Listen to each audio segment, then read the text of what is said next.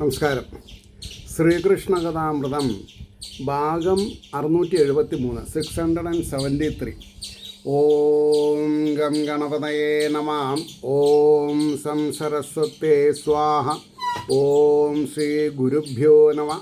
ഓം ശ്രീ രംഗനാഥശർമ്മണേ നമഃ. നാരായണ നാരായണ നാരായണ നാരായണ നാരായണ നാരായണ നാരായണ നാരായണ നാരായണ നാരായണ നാരായണ. ഓം ശ്രീകൃഷ്ണാർപ്പണമസ്തു.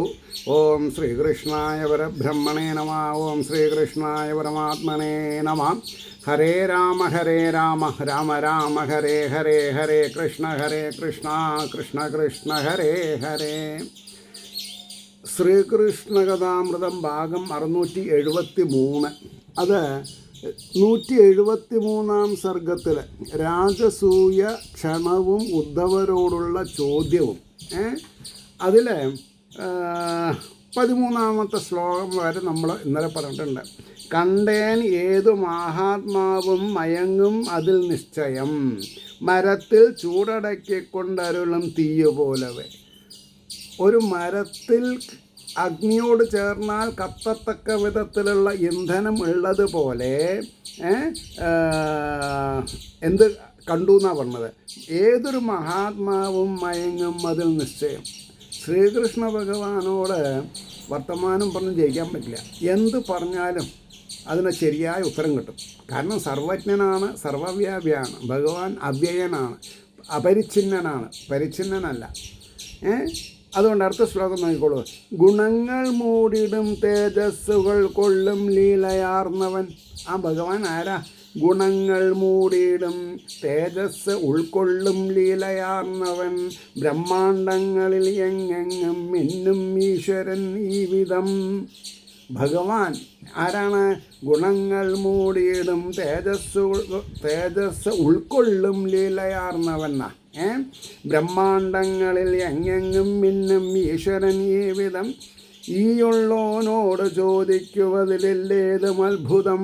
ആരാ പറഞ്ഞത്? ഉദ്ധവർ പറയാ. എന്നോട് ചോദിച്ചിട്ട് ഞാൻ എന്താ പറയുക? അങ്ങയുടെ കൃപാകടാക്ഷം കൊണ്ട് ഞാൻ ഈ ഉഗ്രസേന മഹാരാജാവിൻ്റെ രാജസഭയിൽ ഒരു മന്ത്രി എന്നുള്ള പദവിയിൽ അങ്ങ് എന്നെ ഇരുത്തിയിട്ടുണ്ട്. എന്നെ സംബന്ധിച്ചിടത്തോളം അങ്ങ് ഈശ്വരനാണ്. ഈ ഉള്ളോനോട് ചോദിക്കുവതിൽ ഇല്ല ഏതും അത്ഭുതം. എനിക്ക് അത്ഭുതമൊന്നുമില്ല. അന്തര്യാമി സ്വരൂപത്തിൽ നിന്നുകൊണ്ട് ചരാചരം അങ്ങ് എന്താ ചെയ്യുന്നത്? അന്തര്യാമി സ്വരൂപത്തിൽ നിന്നുകൊണ്ട് ഈ ചരാചരം ഇല്ലാത്തത് ഈ വിധം മിന്നിപ്പതു നീ എന്നിരിക്കവേ. ഇല്ലാത്തത് ഈ വിധം എന്ന് പറഞ്ഞാൽ മായയിൽ കുടുങ്ങി നമ്മളെ നട്ടം തിരിക്കുന്ന ആളല്ലേ അങ്ങ്? ഈ ഇല്ലാത്ത ഈ വിധം മിന്നിപ്പതു നീ എന്നിരിക്കവേ തിരുവുള്ളത്തിൽ അവിടുന്ന് ഓർപ്പത് എന്ത് ആർക്കറിഞ്ഞിടാം? അങ്ങയുടെ മനസ്സിൽ എന്താണെന്ന് ആർക്കും പറയാൻ പറ്റില്ല. മറ്റുള്ളവരുടെ മനസ്സിൽ എന്താണെന്ന് അങ്ങയ്ക്കറിയാം. അപ്പോൾ എന്നോട് ബാലിശമായിട്ടാണ് ചോദിക്കണത്, അല്ലെങ്കിൽ എൻ്റെ പേര് കുറച്ചുകൂടി ഉയരാൻ വേണ്ടി, അത്രയേ ഉള്ളൂ. അല്ലാതെ ഇതിൽ വലിയ അത്ഭുതമൊന്നുമില്ല എന്നാണ് പറഞ്ഞത്. മായാമാനുഷമൂർത്തേ, എന്താ പറയുക? മായാമാനുഷമൂർത്തേ നിൻ തൃപാദകമലങ്ങളിൽ നമസ്കരിക്കയല്ലാതെ ജീവന്മാർക്കെന്തു സാധ്യമാം. ഇതാണ് നമ്മളൊക്കെ പഠിക്കേണ്ടത്. നമ്മൾ ഓരോരുത്തരും അറിഞ്ഞിരിക്കേണ്ട വലിയ ഒരു സത്യമാണ്. ഈ സത്യത്തിനെ ഉൾക്കൊണ്ടാൽ ദുരന്തങ്ങൾ ഉണ്ടാവില്ല. ഇപ്പോൾ എല്ലാവരും ദുരന്തബാധിതരാണ്. കാരണം എന്താ? മായാമാനുഷമൂർത്തേ നിൻ തൃപാദകമലങ്ങളിൽ നമസ്കരിക്കയല്ലാതെ ജീവന്മാർക്കെന്തു സാധ്യമാം. ആരും നമസ്കരിക്കലില്ല. അതുകൊണ്ടാണ് ദുരന്തങ്ങൾ ജാസ്തി. സംസാരത്തിൻ കൂരിരുട്ടിൽ മാഴിയിടും ജീവനെ സ്വയം. അല്ലേ? സംസാരസാഗരേ മഗ്നം ദീനം മാം കരുണാനിധേ. സംസാരത്തിൽ കൂരിരുട്ടിൽ മാഴിയിടും ജീവനെ സ്വയം. നേരായ മാർഗം കാണിപ്പാൻ ദിവ്യമംഗളലീലയാൽ. പക്ഷേ മായയിൽ മുങ്ങ കാരണം ഭഗവാന്റെ ഉത്തരവാദിത്തം നമ്മൾ മനസ്സിലാക്കണില്ല. എന്താ ഭഗവാന്റെ ഉത്തരവാദിത്തം? നേരായ മാർഗം കാണിപ്പത് ഭഗവാനാണ് ചെയ്യുന്നുണ്ട്. പക്ഷെ നമ്മൾ നേരായ മാർഗം സ്വീകരിക്കണില്ല. സമയമായില്ല പോലും. അത്രയേ ഉള്ളൂ. സൽകീർത്തിയാം പൊൻഭദ്രീപം. ഒരു വിളക്കുണ്ട്, ആ വിളക്കിൻ്റെ പേരെന്താ? സൽകീർത്തി. അണയില്ല. ഒരു പ്രാവശ്യം സൽകീർത്തി എന്ന തിരി നീട്ടിക്കഴിഞ്ഞാൽ ഒരു കൊടുങ്കാറ്റിലും അണയില്ല. അതിൻ്റെ രൂപകൽപ്പന എങ്ങനെയാണ്? സൽകീർത്തിയാം പൊൻപ്രദീപം പ്രജ്വലിപ്പിച്ചിടും വിഭോ. അതാരാ കത്തിക്കണത്? ഭഗവാനാണ്. ഞാനിതാ ശരണം പ്രാപിക്കുന്നേൻ തൃപ്പാദപങ്കജം. ഉദ്ധവർ പറയാ, എനിക്ക് അങ്ങയുടെ തിരുവാദപത്മങ്ങളിൽ നമ്രശിരസ്സനായിട്ട് കടക്കാമെന്നല്ലാണ്ട് എനിക്കൊന്നും ചെയ്യാനില്ല. മഹാമോഹാന്ധകാരത്തിൽ അഹന്താം മമതാദിയിൽ. എന്തുകൊണ്ടാണ് ഓരോ ജീവനും മഹാമോഹ അന്ധകാരത്തിൽ പെടണത് എന്ന് ചോദിച്ചാൽ, അഹന്താമമതാദിയിൽ. മമത, എനിക്കെന്നും എൻ്റേതെന്നുള്ള തെറ്റിദ്ധാരണ തപ്പിത്തടഞ്ഞുഴന്നീടും ജീവജാലങ്ങളെത്രയും. ഉഴന്നീടും ജീവജാലങ്ങളെത്രയും കഷ്ടപ്പെടുന്നതായും ഞാൻ കണ്ടേൻ കമലലോചന. ഉദ്ധവർ പറയാ, കഷ്ടപ്പെടുന്നതായും ഞാൻ കണ്ടേൻ കമലലോചന. നിൻ പുണ്യകീർത്തി ശ്രവണ കീർത്തന സ്മരണാദിയാൽ. ഈ അന്ധകാരത്തിൽ നിന്ന് എങ്ങനെ രക്ഷപ്പെടാം? നിൻ പുണ്യകീർത്തി ശ്രവണ കീർത്തന സ്മരണാദിയാൽ പല ലോകങ്ങളിലുമായി അസംഖ്യം സജ്ജനങ്ങളെ പരമാനന്ദമഗ്നവരായും കണ്ടേൻ മഹാപ്രഭോ. ഒരുപാട് ആൾക്കാരെ അങ്ങ് നീട്ടിയിട്ടുള്ള ആ കീർത്തി എന്ന് പറയുന്ന വിളക്ക് പ്രജ്വലിപ്പിക്കുക. കാരണം അതിൽ സത്യസന്ധമായിട്ട് അതിനെ ഉൾക്കൊണ്ടുകൊണ്ട് എത്രയോ ആൾക്കാർ മോക്ഷപ്രാപ്തി നേടിയിട്ടുണ്ടെന്നാണ് പറഞ്ഞത്. പല ലോകങ്ങളിലുമായി അസംഖ്യം സജ്ജനങ്ങളെ, എണ്ണിയാൽ തീരാത്ത അത്ര സജ്ജനങ്ങളെ, നോട്ട് ദുഷ്ടജനങ്ങളെ. എപ്പൊരിക്കൽ ദുഷ്ടത ഉള്ളിൽ വന്നോ നമ്മൾ നരകത്തിലേ പോവുള്ളൂ. ഭഗവാൻ അറിയാം ആരാ ദുഷ്ടന്മാരെ, ആരാ സജ്ജനങ്ങളെ. ഭഗവാന് പൊൻകവചം ഗോളക ഇറക്കിയിട്ട് കാര്യമില്ല, ഉള്ളിൽ എന്താണെന്ന് അറിയും ഭഗവാൻ. പല ലോകങ്ങളിലുമായി അസംഖ്യം സജ്ജനങ്ങളെ പരമാനന്ദമഗ്നന്മാരായും കണ്ടേൻ മഹാപ്രഭു. പാർത്ഥന്മാരോർപ്പതും, അതായത് ഈ പഞ്ചപാണ്ഡവന്മാരെ ഓരോ കുരുക്കിൽ നിന്നും സംരക്ഷിക്കപ്പെടുന്നത് അങ്ങയെ സ്മരിക്കുക കാരണമാണ്. അതാണ് പാർത്ഥന്മാരോർപ്പതും. ഇപ്പോൾ ഇവിടെ എന്താ? പാർത്ഥന്മാരെ ഓർക്കണത് രാജസൂയം ചെയ്യണം എന്നുള്ളതാണ്. അത് നമുക്ക് ചെയ്തു കൊടുക്കാം. മറ്റാൾ 20,000 രാജാക്കന്മാരെ ജരാസന്ധ രാജധാനിയിൽ നിന്ന് മോചിപ്പിക്കണം എന്നാണ്. അത് രണ്ടും നമ്മൾക്ക് ഒരേ ആംഗിൾ കൂടെ ചെയ്യാം. അതെങ്ങനെയാണ്? അതായത് ഈ രാജസൂയം ചെയ്യാന്ന് പറഞ്ഞാൽ, ഈ രാജസൂയം ചെയ്യുന്ന ആൾ ഒരു കുതിരേനെ 4 അംഗപ്പടയോടുകൂടി വിട്ടയക്കും. 4 ഭാഗത്തു കൂടി നയിപ്പിക്കണം. അതായത് എല്ലാ സ്റ്റേറ്റ് പ്രഭുക്കന്മാരുടെ ഭാഗത്തു കൂടെ നടത്തിക്കണം. ആരെങ്കിലും ആ കുതിരയെ പിടിച്ചു കെട്ടിയാൽ അവരെ തോൽപ്പിച്ച് കുതിരേനെ വിടിയിക്കണം. അതിനാണ് ദിഗ്വിജയം ചെയ്യുക എന്ന് പറയും. ആ സൂത്രത്തിൽ നമ്മൾക്ക് ജരാസന്ധനെയും കൊല്ലാം. ആ 20,000 രാജാക്കന്മാരെ നമ്മൾ വിടുവിച്ചാൽ അവർ ഈ ധർമ്മപുത്രർക്ക് കപ്പം കൊടുക്കാതെ ഇരിക്കില്ല, നികുതി കൊടുക്കും. അപ്പോൾ കാര്യങ്ങളൊക്കെ എളുപ്പമാണ് എന്ന് പറയണം അദ്ദേഹം. അപ്പോൾ പറഞ്ഞു, പാർത്ഥന്മാരോർപ്പതും ഞാനിങ്ങണഞ്ഞതിനു ഹേതുവും അറിയാഞ്ഞല്ല ചോദിപ്പതെന്നാലും അത് സർവവും. അല്ലേ? ഇവിടെ ഇപ്പോൾ ഒരു ബ്രാഹ്മണൻ ദൂതനായിട്ട് വന്നിട്ടുണ്ട്, ഇവിടെ നാരദര് വന്നിട്ടുണ്ട്. അറിയാഞ്ഞല്ല ചോദിപ്പതെന്നാലും അത് സന്തോഷമാണുണർത്തിച്ചു കൊള്ളാം ലീലാ മനോഹരാം. അങ്ങ് ഒരു മന്ത്രി എന്നുള്ള നിലയ്ക്ക് എന്നോട് ചോദിച്ചു ഞാൻ എന്താ ചെയ്യേണ്ടത്. അപ്പോൾ അങ്ങ് സന്തോഷമാണുണർത്തിച്ചു കൊള്ളാം ലീലാ മനോഹര. ലീലയെ ഉപോത്ഫലകമായിട്ട്, മായയെ ഉപോത്ഫലകമായിട്ട് അങ്ങ് മനുഷ്യ ശരീരം എടുത്തിട്ട് ധർമ്മിഷ്ഠന്മാരെ രക്ഷിക്കുക, അധർമ്മം ചെയ്യുന്നവരെ ശിക്ഷിക്കുക. എനിക്കറിയാം, അതുകൊണ്ട് ഞാൻ ആലോചിച്ചിട്ട് പറയാം. അകതാരിങ്കൽ അപ്പോൾ പറഞ്ഞു, പാർത്ഥന്മാരോർപ്പതും ഞാനിങ്ങണഞ്ഞതിന്നു ഹേതുവും അറിയാനല്ല ചോദിപ്പതെന്നാൽ എന്നതും അത് സർവവും സന്തോഷമാണുണർത്തിച്ചു കൊള്ളാം. ലീലാമനോഹരാം രാജസൂയ മഹായജ്ഞം കൊണ്ടു എന്നെ ജയിക്കുവാൻ അല്ലേ അകതാരിങ്കൽ അത്യന്തം ആഗ്രഹിപ്പൂ യുധിഷ്ഠിരൻ. അപ്പോൾ കാര്യകാരണ സഹിതം ഉദ്ധവർ പറഞ്ഞു മനസ്സിലാക്കുകയാണ്. അതായത് അകതാരിങ്കൽ അത്യന്തം ആഗ്രഹിപ്പൂ യുധിഷ്ഠിരൻ ആയതൊന്ന് അനുമോദിച്ചു വേണ്ടും പോലെ നടത്തുവാൻ. അതിനെ അനുമോദിക്കുക, നല്ല കാര്യങ്ങളെ അനുമോദിക്കുക. നല്ല കാര്യങ്ങൾ ചെയ്യണത് നമ്മൾക്ക് അനുകരിക്കാൻ പറ്റില്ല. കാരണം ഓരോരുത്തരുടെയും ഇൻ്റലിജൻസും ദ്രവ്യങ്ങളുടെ കണക്കൊക്കെ വെവ്വേറെയാണ്. ഉടൻ താൻ എഴുന്നള്ളേനം സകുടുംബം മഹാപ്രഭോ. അങ്ങ് ധർമ്മപുത്രരുടെ മനഃശാന്തിക്ക് വേണ്ടി, ലോകോപകാരത്തിന് വേണ്ടി സകുടുംബം ഇപ്പം തന്നെ പാണ്ഡവന്മാരുടെ അടുത്തേക്ക് എഴുന്നള്ളണം. ഉടൻ താൻ എഴുന്നള്ളം സഹസകുടുംബം മഹാപ്രഭോ. അക്കാര്യം ഏറ്റു ഞാൻ വന്നേൻ അരവിന്ദ വിലോചന. ബാക്കി കാര്യങ്ങളൊക്കെ ഞാൻ ഏറ്റു. നാരദരോട് പറയാം, അക്കാര്യമേറ്റു ഞാൻ വന്നേൻ അരവിന്ദ വിലോചന. ഞാൻ ദാ വരും. രാജസൂയത്തിൽ വിണ്ണോരും പുണ്യമുള്ള പലേവരും. ഈ സപ്താഹം എന്ന് പറഞ്ഞാൽ തന്നെ വൈഷ്ണവചിത്തന്മാരെ, നാരദര്, അതേപോലെ ദേവർഷിമാരെ, രാജർഷിമാരെ, അതേമാതിരി മധ്യമപാണ്ഡവനായിരിക്കുന്ന അർജുനൻ, അതേമാതിരി ധ്രുവൻ, അതേമാതിരി പ്രഹ്ലാദൻ, പിന്നെ പരാശര മഹർഷി, വ്യാസമഹർഷി, സുഖബ്രഹ്മ മഹർഷി ഒക്കെ സൂക്ഷ്മ ശരീരങ്ങളായിട്ട് വന്നിരിക്കുന്ന. അപ്പോൾ അവിടെ നമ്മൾ ഈ താളബോധമില്ലാത്ത ആൾക്കാർ കുമ്മി അടിക്കാന്നൊക്കെ പറഞ്ഞാൽ മഹാമോശമാണ്.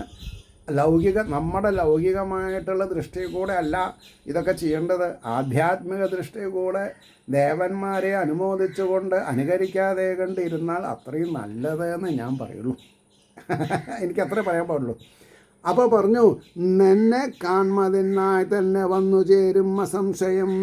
അതായത് രാജസൂയത്തിൽ വിണ്ണോരും പുണ്യമുള്ളവർ പലവരും നിന്നെ കാണായി തന്നെ വന്നു ചേരും അസംശയം. അതുകൊണ്ട് നിൻ പുണ്യനാമമൂർത്തിയിൽ തന്നെ പാപങ്ങൾ നീങ്ങവേ. രാമ കൃഷ്ണ ഗോവിന്ദ, രാമകൃഷ്ണ ഗോവിന്ദ എന്നിങ്ങനെ ജപിച്ചുകൊണ്ടിരുന്നാൽ തന്നെ മാറാത്ത പാപങ്ങളില്ല. അതുകൊണ്ടാവാം ആൾക്കാർ ജപിക്കാണ്ടിരിക്കണത്. എന്തിനാ എൻ്റെ പാപം തീരണത്, എനിക്ക് നരകത്ത് പോണ്ടേ എന്ന് വിചാരിക്കുന്നവർക്കുള്ളതല്ല ഇത്. ഇതാർക്കുള്ളതാ? ധർമാർത്ഥ കാമ മോക്ഷം ആഗ്രഹിക്കുന്നവർക്ക് വേണ്ടിയിട്ടുള്ളതാണ്. അപ്പോൾ മുപ്പാരിനും അലങ്കാരം നാഥ. അങ്ങാരാ മുപ്പാരിനും? അതെങ്ങനെയാണ് നമ്മൾ പറയുക? വെറുതെ സ്വർഗം ഭൂമി പാതാളം എന്ന് പറഞ്ഞാൽ മതിയോ? പോരാ. പിന്നെ എന്താ പറയേണ്ടത്? പറയാം. ജാഗ്രൽ സ്വപ്ന സുഷുപ്തി എന്നുള്ള 3 അവസ്ഥകളുണ്ട്. ആ അവസ്ഥകളെയാണ് ഇവിടെ 3 ലോകങ്ങളെന്ന് പറയുന്നത്. മുപ്പാരിനും അലങ്കാരം, എൻ്റെയും നിങ്ങൾ ഓരോരുത്തരുടെയും ജാഗ്രൽ സ്വപ്ന സുഷുപ്തി അവസ്ഥകളിൽ ഉണർന്നിരിക്കുന്നത് ചൈതന്യമാണ്. ആ ചൈതന്യം അന്തര്യാമി ഗൂഢസ്ഥൻ സർവജീവകോകാശയനായിട്ട് അകത്താണ് ഇരിക്കുന്നത്. അവരവരുടെ അകത്ത്. നമ്മൾ ഓരോരുത്തരും എന്താഗ്രഹിക്കണോ അത് റൈറ്റാണോ റോങ് ആണോ എന്നുള്ളത് ആർക്കറിയാം? അദ്ദേഹത്തിനെ അറിയുള്ളൂ. അദ്ദേഹത്തിൻ്റെ കാഴ്ചപ്പാടിനനുസരിച്ചിട്ട് നമുക്ക് ജീവിക്കാൻ പറ്റുള്ളൂ. അതുകൊണ്ട് ശരണാഗത വത്സലനായിരിക്കുന്ന ശ്രീഹരിയെ ശരണം പ്രാപിക്കുക എന്നതിൽ കവിഞ്ഞ് നമ്മളിൽ ഓരോരുത്തർക്കും ഒന്നും ചെയ്യാനില്ല. മുപ്പാരിനും അലങ്കാരം നാഥ നിൻ പുണ്യകീർത്തിയാം ബ്രഹ്മാണ്ഡങ്ങൾക്കു നിൻ പാദതീർത്ഥമാം ശുദ്ധി ചേർപ്പതും. ബ്രഹ്മാണ്ഡങ്ങൾക്ക് അങ്ങയുടെ തിരുവാദപത്മങ്ങളെ പ്രക്ഷേളനം ചെയ്തിട്ടുള്ള അല്ലെങ്കിൽ കഴുകിയിട്ടുള്ള കാല് കഴുകിയിട്ടുള്ള തീർത്ഥജലമാണ് എല്ലാവർക്കും ശാന്തി സമാധാനം ഉണ്ടാക്കുന്നത്. അപ്പോൾ ഈ വിധം ചൊല്ലി ദേവർഷി ഒട്ടൊന്നു വിരമിക്കവേ രാജാക്കന്മാരെ രക്ഷിപ്പാൻ യാദവന്മാരിൽ ഏവരും അവരും കുറച്ച് ആൾക്കാരിങ്ങനെ പുറപ്പെട്ടു. അപ്പോൾ നാരദര് വന്ന പാട്ടിന് ഭഗവാന് സ്തുതിയൊക്കെ അർപ്പിച്ച് പോയി. അപ്പോൾ രാജാക്കന്മാരെ രക്ഷിപ്പാൻ യാദവന്മാരിലേവരും യുദ്ധമാണാദ്യം ആവശ്യം എന്നുറപ്പിച്ച് ചൊൽകവേ. ഞങ്ങൾ റെഡിയാണെന്ന് പറഞ്ഞിട്ട് അവർ സന്നദ്ധരായി. അപ്പോൾ മെല്ലെ മെല്ലെ ചിരിച്ചും കൊണ്ടറിവിന്ദലോചനൻ. പെട്ടെന്ന് ചിരിക്കില്ല ഭഗവാൻ. എങ്ങടാ പുറപ്പാട്? അല്ല, അപ്പോൾ അങ്ങക്ക് സൗകര്യം ചെയ്യാൻ ഞങ്ങൾ പറയൂ. അല്ല, ജരാസന്ധനെ വധിക്കാൻ പുറപ്പെടുകയാണ്. അതിൻ്റെ ഒന്നും ആവശ്യമില്ല, ഞാൻ ഹാൻഡിൽ ചെയ്തോളാം. ഭഗവാൻ അതാണ്, യുദ്ധമാണാദ്യം ആവശ്യം എന്നുറപ്പിച്ചു ചൊൽകവേ മെല്ലെ മെല്ലെ ചിരിച്ചും കൊണ്ട് അരവിന്ദ വിലോചനൻ മഹാനുഭാവൻ ചോദിച്ചാൻ മന്ത്രി പുങ്കവനോടുടൻ. അപ്പം ഇതിൻ്റെ മുമ്പ് ഉണ്ടായത് സത്യം പറഞ്ഞാൽ നാരദരും ഭഗവാനും കൂടിയുള്ള സംവാദം ഉണ്ടായത്. ഞാൻ ചിലപ്പോൾ ഉദ്ധവരോടെന്ന് പറഞ്ഞു, അതിന് എന്തോ അവളെ പേര് വരും ചെയ്തു, മനസ്സിലായില്ലേ? സാരമില്ല. അപ്പോൾ ആലോചനാശക്തി കൂടും അങ്ങേക്കുന്നില്ല സംശയം. ഭഗവാൻ വാനോളം പുകഴ്ത്തുകയാണ് ആരേനെ? ഉദ്ധവരെ. ആലോചനാശക്തി കൂടും അങ്ങേക്ക് ഇന്നില്ല സംശയം. ആദ്യം വേണ്ടത് ചൊല്ലേണം ചെയ്യും ഞങ്ങൾ അതേ വരും. അല്ല ഉദ്ധവരെ പറയൂ, as the minister of external and internal matters. സർവജ്ഞനെങ്കിലും അലിഞ്ഞ അറിവിന്ദ നേത്രൻ തന്നോടുറപ്പതെന്നു കൽപ്പനയേകി നിൽക്കെ ചൊല്ലിയിടിനാൻ കുതുകമാർന്ന കുശാഗ്രബുദ്ധി. മൂക്കൂടിയിടും ഉദ്ധവൻ ഉടൻ തൊഴുത ഇപ്രകാരം. ആ 4 വരി ശ്ലോകം ഉണ്ടല്ലോ, ഹൃദയസ്പർശ്യ. സർവജ്ഞനെങ്കിലും അലിഞ്ഞ അരവിന്ദ നേത്രൻ തന്നോടുറപ്പതെന്നു കൽപ്പനയേകി നിൽക്കേ ചൊല്ലിയിടിനാൻ കുതുകമാർന്നു കുശാഗ്രബുദ്ധി. ഉദ്ധവര് കുശാഗ്രബുദ്ധിയാണ്. കൂടിയിടും ഉദ്ധവൻ ഉടൻ തൊഴുത ഇപ്രകാരം. അതാണ് ഇനി അടുത്ത സർഗത്തിൽ പറയുന്നത്. ഇത് ശ്രീകൃഷ്ണ കഥാമൃതേ കലികൽമഷനാശനെ ലീലാകാണ്ഡേ 3,700 സർഗ. സർവത്ര ഗോവിന്ദനാമ സങ്കീർത്തനം. ഗോവിന്ദ ഗോവിന്ദ. അത് കഴിഞ്ഞ് 174 സർഗം ലീലാകാണ്ഡത്തിൽ ഉദ്ധവരുടെ ഉത്തരവും ദൂതനെ സമാധാനിപ്പിച്ച് അയക്കുന്നതും രാജസൂയത്തിന് പുറപ്പെടലും. ഒരു കോംപ്ലിക്കേറ്റഡ് സെൻറ്റൻസാണ് അല്ലേ? അപ്പോൾ 3 കാര്യങ്ങളാണ് പറയണത്. ഒന്നാമത്തെ ശ്ലോകം നോക്കുക. ഓം നമോ ഭഗവതേ വാസുദേവായ. ദേവർഷി അരുളിച്ചെയ്യിൽ നാളേക്കെന്നത് നീട്ടുവാൻ പാടില്ല എമ്മട്ടിലും അതോ ധർമ്മപുത്രൻ്റെ കാര്യവും. ഭഗവാൻ ഭക്താഗ്രഗണ്യന്മാരുടെ സേവകനാണ് എന്ന് പറയും. ഭക്താഗ്രഗണ്യന്മാർ. അപ്പോൾ അതാണ് പറഞ്ഞത്, ദേവർഷി അരുളി ചെയ്യിൽ നാളേക്കെന്നത് നീട്ടുവാൻ ഞാൻ തയ്യാറല്ല, ഇന്ന് തന്നെ പോവാം. എങ്ങോട്ട്? ധർമ്മപുത്രരുടെ അടുത്തേക്ക്. എന്താ അയാളാരാ? പാടില്ല എമ്മട്ടിലും അതോ ധർമ്മപുത്രൻ്റെ കാര്യവും. ധർമ്മപുത്രരുടെ കാര്യത്തിന് നാളേക്ക് വയ്ക്കാൻ പാടില്ല, ഇപ്പം തന്നെ പുറപ്പെടണം. ആലോചിച്ച് നോക്കൂ. ഓരോരുത്തർക്കും ഭഗവാന്റെ ഹൃദയത്തിലുള്ള സ്ഥാനങ്ങൾ. കാര്യഗൃഹത്തിൽ കേണീടും നൃപന്മാരെ തുണയ്ക്കുവാൻ കാരാഗൃഹത്തിൽ കേണീടും നൃപന്മാരെ തുണയ്ക്കുവാൻ. ജരാസന്ധൻ്റെ രാജധാനിയിലുള്ള ജയിലിൽ കടന്ന് ഉഴലുന്ന രാജാക്കന്മാരെ തുണയ്ക്കുവാൻ അമാന്തിക്കരുത്. ഈ രണ്ടും തുല്യമാണെന്നിരിക്കെ. 2 കാര്യം ഒരേപോലെ ഇമ്പോർട്ടൻ്റാ. അപ്പം എന്ത് ചെയ്യണം പറയണു. നാഥൻ അഭിപ്രായം ഓർത്തറിഞ്ഞു മഹാമതി. ഭഗവാന്റെ ഉള്ളിൽ എന്താണെന്നുള്ളത് ആര് മനസ്സിലാക്കി? ഉദ്ധവൻ. നാഥൻ അഭിപ്രായമോർത്തറിഞ്ഞു മഹാമതി. സർവർക്കും തൃപ്തിയാം വണ്ണം ചൊല്ലിനാൻ മെല്ലെ ഈ വിധം. എല്ലാവർക്കും തൃപ്തി വരുമാറ് വളരെ നല്ല മധുരമായിട്ടുള്ള ഭാഷയിൽ മെല്ലെ പറഞ്ഞു. രാജസൂയത്തിനാദ്യത്തെ ക്രിയ ദിഗ്ജയമാകയാൽ. രാജസൂയത്തിന് മുന്നോടിയായിട്ടൊരു ക്രിയ ചെയ്യാറുണ്ട്, കർമ്മം ചെയ്യാറുണ്ട്. അതെന്താ? രാജസൂയത്തിന് ആദ്യത്തെ ക്രിയ ദിഗ്ജയമാകയാൽ. എല്ലാ രാജാക്കന്മാരെയും ജയിക്കണം, അതിന് കുതിരേനെ വിടണം. മഹായജ്ഞം അതേപോലെ ശരണാഗത രക്ഷയും. അപ്പോൾ ഈ യജ്ഞം നടത്തി കൊടുക്കുക എന്ന് മാത്രമല്ല, ഈ 20,000 രാജാക്കന്മാരെ സംരക്ഷിക്കുക. അതാണ് അപ്പോൾ പറഞ്ഞു, രാജസൂയത്തിനാദ്യത്തെ ക്രിയദിഗ്ജയമാകയാൽ ജരാസന്ധനെ വെന്നീടാം യാഗത്തിനെഴുന്നള്ളുകിൽ. ജരാസന്ധനെ നമുക്ക് ജയിക്കാം, കാരണം അയാളെ തോൽപ്പിച്ചാലേ നമുക്ക് രാജസൂയം ചെയ്യാൻ പറ്റുള്ളൂ.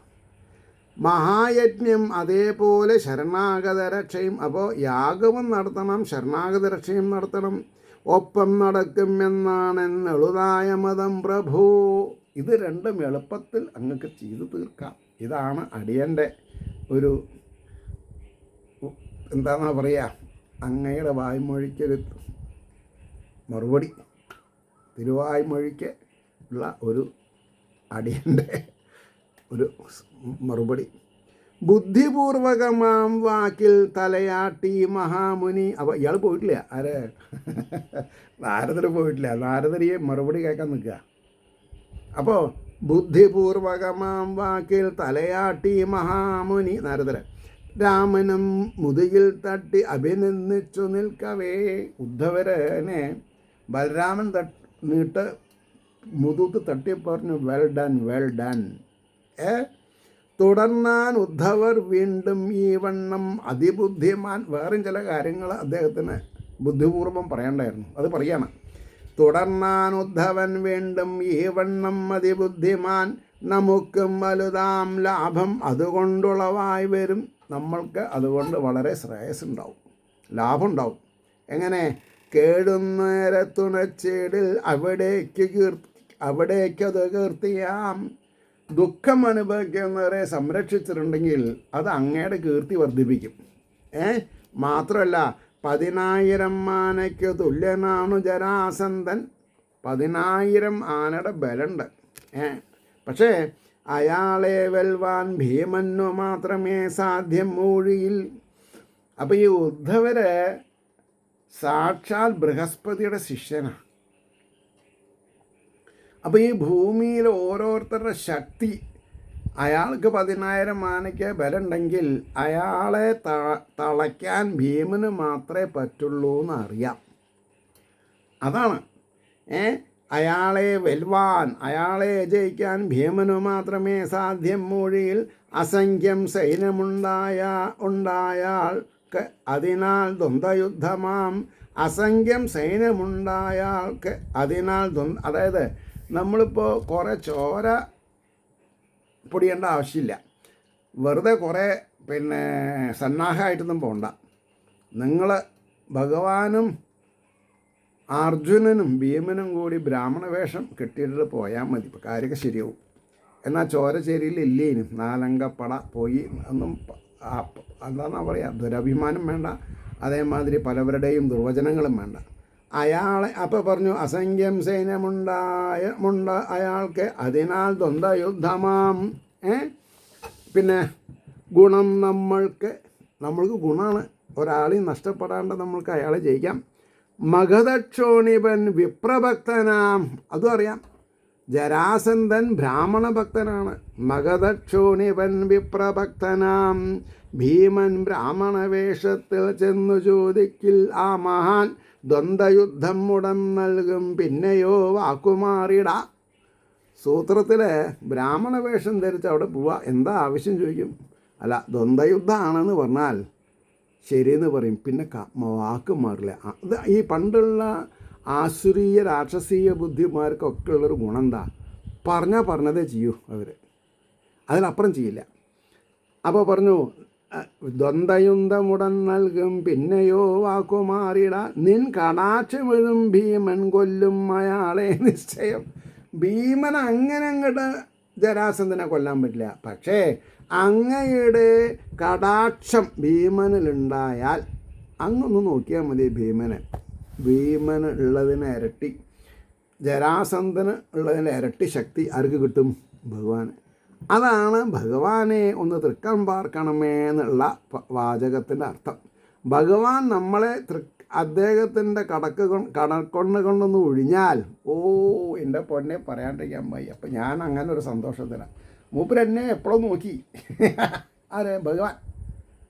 അതുകൊണ്ട് ഞാൻ എന്തൊക്കെയോ ഭയന്ന് വരച്ചിട്ടാണ് ബോംബെയിൽ നിന്ന് വിട്ടത്. എനിക്ക് ഒരാളുടെ ചെറിയൊരു പെൻഷൻ വെച്ച് ഞാൻ എന്തൊക്കെയാണ് ചെയ്യുക ഈശ്വര എന്നൊക്കെ ഇങ്ങനെ നിലവിളിച്ച് ഈ ശ്രീകൃഷ്ണ കഥാമൃതം, ശ്രീമദ് ഭാഗവതം ഇതൊക്കെയാണ് രക്ഷയുള്ളൂ എന്ന് എനിക്കറിയാം.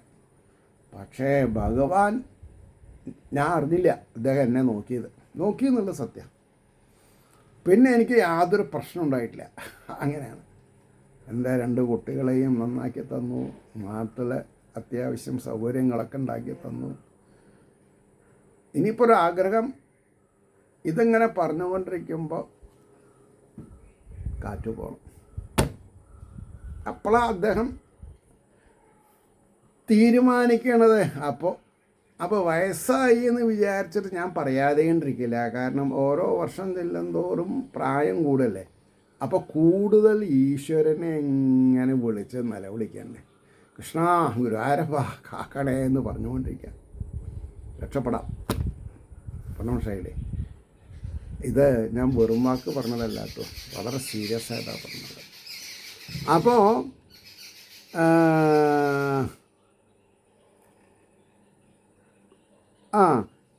അപ്പോൾ പറഞ്ഞു, നിൻ കടാക്ഷമെഴും ഭീമൻ കൊല്ലും അയാളെ നിശ്ചയം, കാലാത്മാവാം അരൂപൻ നിൻ കനിവാൽ മാത്രമല്ലയോ.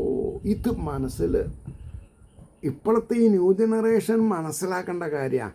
കാലാത്മാവാം അരൂപൻ, രൂപമില്ല ഭഗവാനെ. കാലാത്മാവാണ്. കാലാത്മാവിനെ കാണാൻ പറ്റുമോ? ഇല്ല.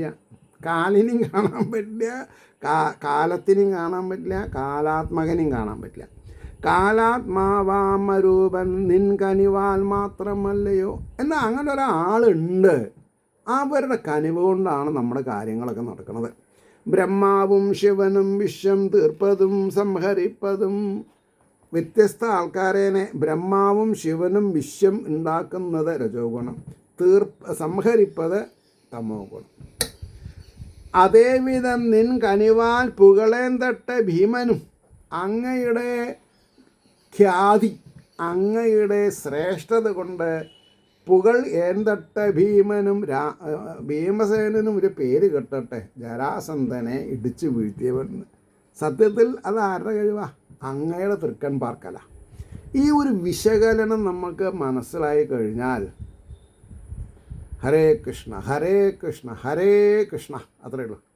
അതേവിധം നിൻ കനിവാൽ പുകളേന്തട്ടെ ഭീമനും ദശകന്ധരനെ കൊന്നു ജാനകി ദേവിയെ സ്വയം. അപ്പോഴേക്കും രാമായണ കഥ പറയാം. ദശകന്ധരനെ, 10 തലയുള്ള രാവണനെ കൊന്ന ജാനകി ദേവിയെ സ്വയം രക്ഷിച്ചത് ആദികവിയാം ഋഷി വാൽമീകി പോലെയും. വാൽമീകി അധ്യാത്മരാമായണത്തിൽ പറയുണ്ടായി, കംസനെ കൊൽകയാലമ്മ അച്ഛന്മാരല്ല സർവരും. പിന്നെ ഭാഗവത്തിലേക്ക് വന്നു, കംസനെ കൊൽകയാൽ അമ്മ അച്ഛന്മാരല്ല സർവരും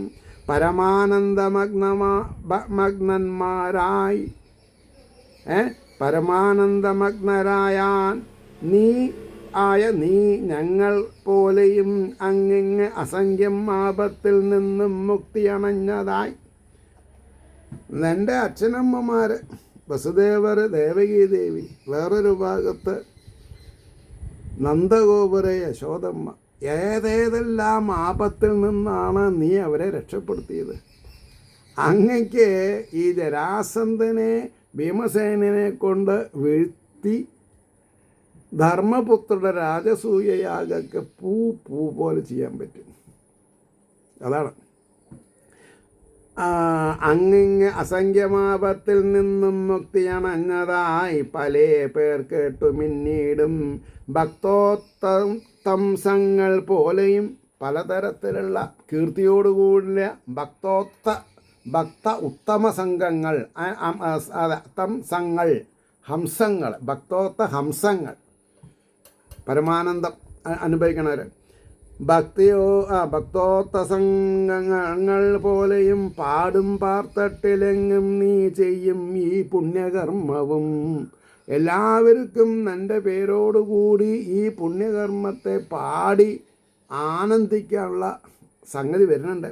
ആഴ്ത്തും മുതലയെ കൊന്ന് ഗജവര്യനെ എന്ന പോലെ ഒരു പാണ്ഡ്യരാജാവ് ദുർവാസാവ് മഹർഷിയുടെ ശാപം കൊണ്ട് ആനയായി ഹൂഹു എന്ന ഗന്ധർവശ്രേഷ്ഠനും ശാപം കൊണ്ട് മുതലയായി ഈ ഇന്ദ്രദ്യുമ്നൻ എന്നുള്ള ആനയെ വെള്ളത്തിലേക്ക് വലിച്ചിഴയ്ക്കുമ്പോൾ ആ ഗജേന്ദ്രൻ്റെ സ്തുതിയാൽ പ്രേരിതനായിട്ട് അങ്ങ് അവരെ രണ്ടാൾക്കും മോക്ഷം കൊടുത്തു. ആനയ്ക്കും മോക്ഷം കൊടുത്തു, പിന്നെ മുതലയ്ക്കും മോക്ഷം കൊടുത്തു. ആഴ്ത്തും മുതലയെ കൊന്നു ഗജവീരനെ എന്നപ്പോൾ സംസാര ഉത്തരാകൻ കാത്ത് രക്ഷിക്കും നമ്മെ ഈ വിധം. അതായത് ആരാണ് ഈ എന്താന്നാ പറയുക, ജനന മരണ വെപ്രാളത്തിൽ മുങ്ങിത്താഴണത്, അവരെ സജ്ജനങ്ങളാണെങ്കിൽ ഭഗവാൻ രക്ഷിക്കും. പാടുന്നുണ്ടാകും ഇപ്പോഴും മാന്യ നിർവാല പത്നികൾ. അങ്ങ് രക്ഷിച്ച രാജാക്കന്മാരുടെ പത്നിമാരെ ഇപ്പോഴും പാടുന്നുണ്ടാവും കൃഷ്ണ രാമ ഗോവിന്ദ എന്നുള്ളത്. ജരാസന്ധപദം വിശ്വക്ഷേമത്തിൻ മാർഗം ആവിധം. ജരാസന്ധവധം വിശ്വക്ഷേമത്തിൻ മാർഗമായി തീരും എന്ന് ഉദ്ധവർ പ്രസ്താവിച്ചു. അവിടെ നമുക്ക് നിർത്താം. ഏവർക്കും ശ്രീ ഹരിയുടെ അനുഗ്രഹാശിസ്സുകൾ നിർലോഭം ഉണ്ടാവട്ടെ എന്ന് പ്രാർത്ഥിച്ചുകൊണ്ട് ലോകാ സമസ്ത സുഖിനോ ഭവന്തു ആയിരിക്കട്ടെ നമ്മുടെ പ്രാർത്ഥന. നാളെ കാണാം.